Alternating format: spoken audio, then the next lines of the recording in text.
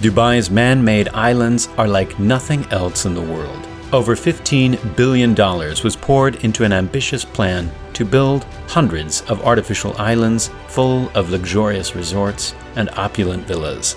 However, debt, legal problems, and rising sea levels have made these mega projects incredibly complicated. Let's take a good look at these archipelagos and find out where they're at, if they'll ever be finished, and if the sea is really reclaiming the land. The vision behind Dubai's man-made islands.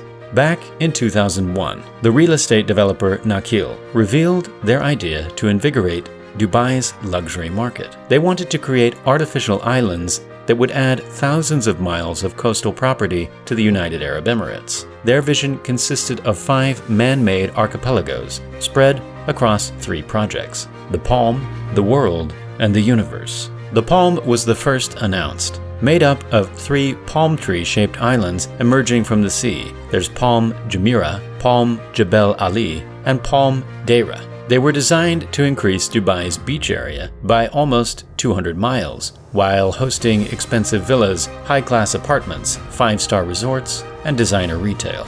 In 2003, Nakheel announced the next part of the project, the World. It's a group of 300 islands that form a map of, well, the world. In total, the islands have a combined 144 miles of coastline. The most famous project on these islands is the Heart of Europe, with hotels and floating villas inspired by places like Portofino, Côte d'Azur, and Sweden. The final project announced was the Universe. To complement their recreation of the world map in island form, the Universe was designed to resemble the Milky Way and solar system. Nakheel planned for these islands to partially surround the world islands, creating over 7,400 acres of land. Nakheel has called each island an oasis of luxury. They create their artificial islands by dredging sand from the Gulf and transporting it to designated spots. The sand is then sprayed and vibro-compacted into shape to form the islands,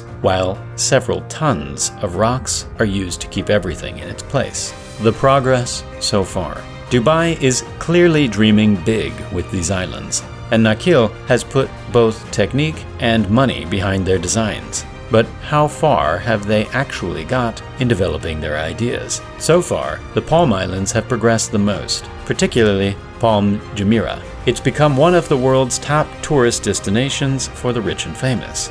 Jumeirah is in the shape of a date palm, with a trunk and 17 fronds, while its crescent acts as a breakwater. Construction began on the island in 2001 and took 6 years. Dubai was so proud of its first artificial island that they self-declared it the 8th wonder of the world. Perhaps they're bragging a bit, but they have every right to. Palm Jumeirah is one of the world's largest man-made islands, spanning 2.2 square miles. If you put all that land together, that's enough room to fit 600 football pitches.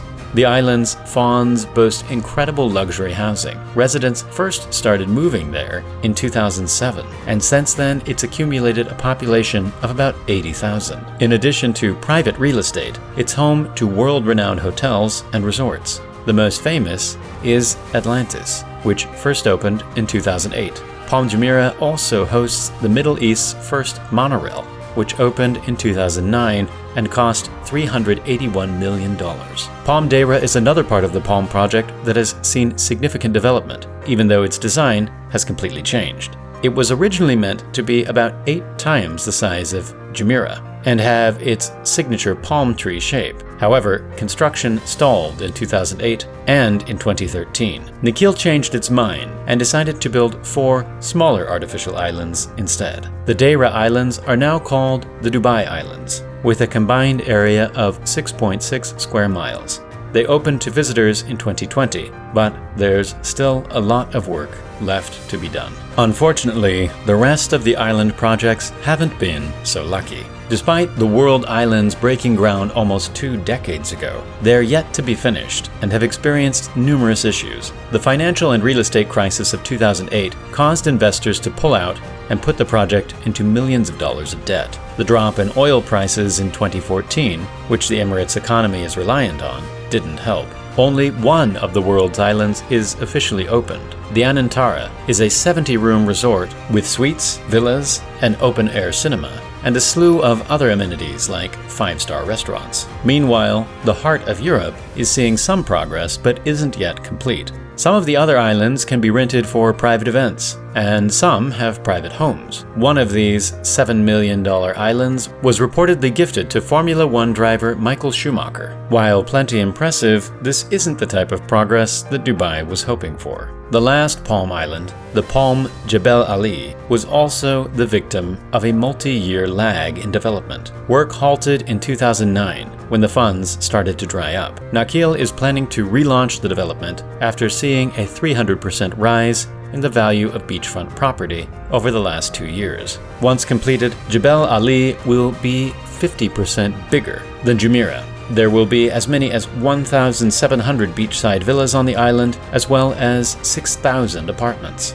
If all goes well, the island should be open by 2025 or 2026. But out of all the island developments, only one has fallen severely behind. The universe has seen the least amount of work so far. While it was set to be completed between 2023 and 2028, it halted in 2009 while still in the planning stage. There are no plans to continue the project. Are they sinking, and will they ever be finished? There's still one big issue we haven't addressed. Are Dubai's billion-dollar islands really sinking? And will all that money soon be lost at sea? In 2010, Penguin Marine, a company responsible for providing logistics and transport services to the islands, reported that the archipelagos were sinking back into the sea. They stated that this gradual sinking was caused by the sand that formed the islands slowly returning to the seabed. However, Nakheel denied these allegations and claimed that Penguin Marine